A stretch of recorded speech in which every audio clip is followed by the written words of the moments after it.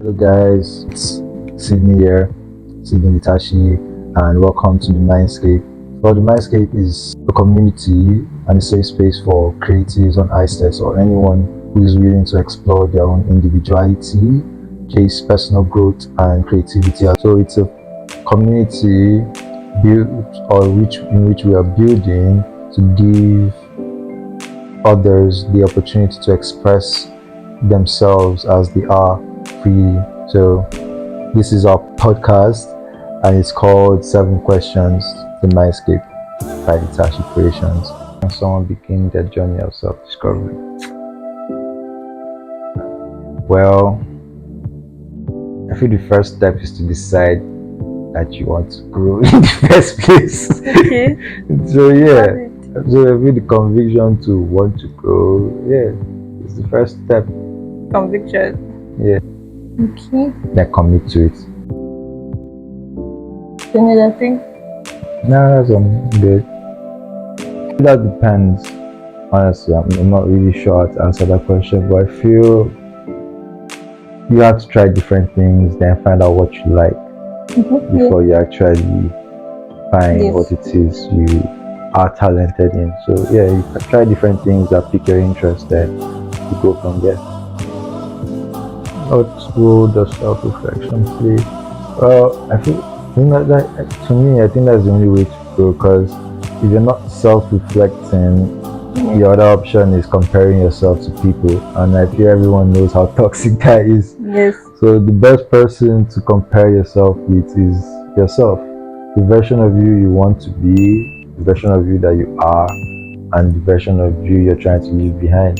So block out the noise. Exactly. So it's like the only way to actually grow is by self-reflecting. It's a very important role. It's like first thing.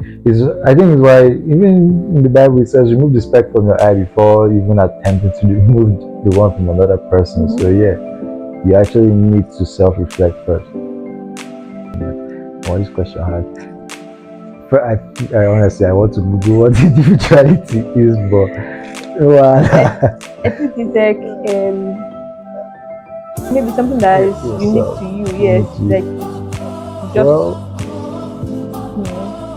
original. So it's like accepting yourself. Then I don't see how not.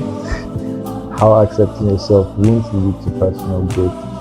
And what was the last part? Personal growth and fulfillment. If you accept yourself for all that you are, good and bad, feel like it's part of the journey. Rather than demonizing yourself for your weaknesses, you can find a way to accept those weaknesses and eventually turn them into strengths. So accepting who you are as an individual, knowing that everyone sees life differently and are entitled to their own perspective, and you are equally entitled to yours, will help. That's what I think. Hopefully I got the question right. Anybody in the comments that thinks I'm wrong, please correct me. I'm just spitballing. Google individuality. I'm spitballing here, man. Well, for me, I can only think of one way, and that is to actually go through it.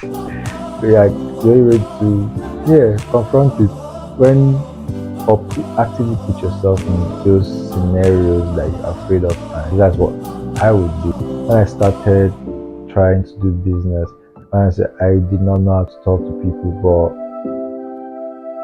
when through reading a lot of books, I realized what I was supposed to do.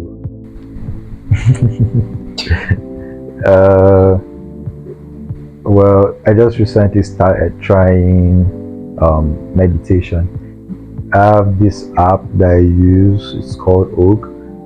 A friend of mine introduced me to it, and it's been helpful. So, I think that's a general and effective way of managing stress. At least for me, it helps. And it's not as complicated as people make it seem. No, but it's not that deep. But you guys should download the app. It's actually helpful. Must this free advertisement of giving the app there?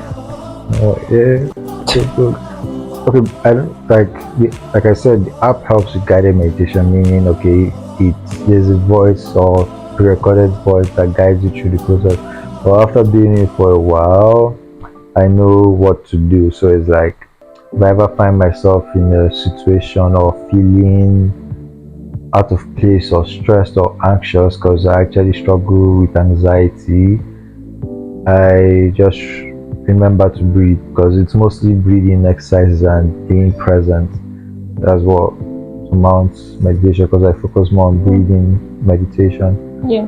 So anytime I find myself wandering into that space, that mind space, it's like, yeah, I always remember, I catch myself and bring myself back and remind myself to just meditate or breathe in that moment and balance myself out. How do you bounce back? Setbacks.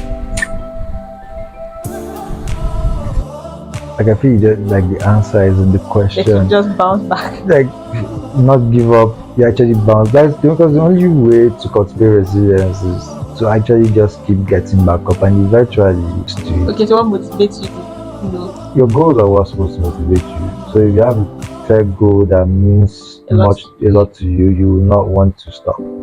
So I feel the only thing that can make one give up is if it doesn't mean as much to them, but if something really matters to you, you actually find what's yours, you want to let go. So I feel the main thing is make sure you're putting your energy into what actually matters to you. So ask yourself if what you're currently doing actually matters to you, because I find it that most people who are actually doing what matters to them, their last thought is giving up. Some people actually do know what it is, but are usually not brave enough to chase after it. So it's like the uncertainty of failure or the expecting that you might fail scares a lot of people from actually trying. So yeah, if you can gather the courage to just venture into the unknown, I feel, yeah. Well, I would recommend Mind is the Master by James Allen.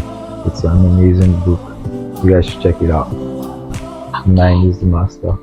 So thank you guys for having me, and please don't forget to follow Litashi Creations on all our other channels. Thank you very much.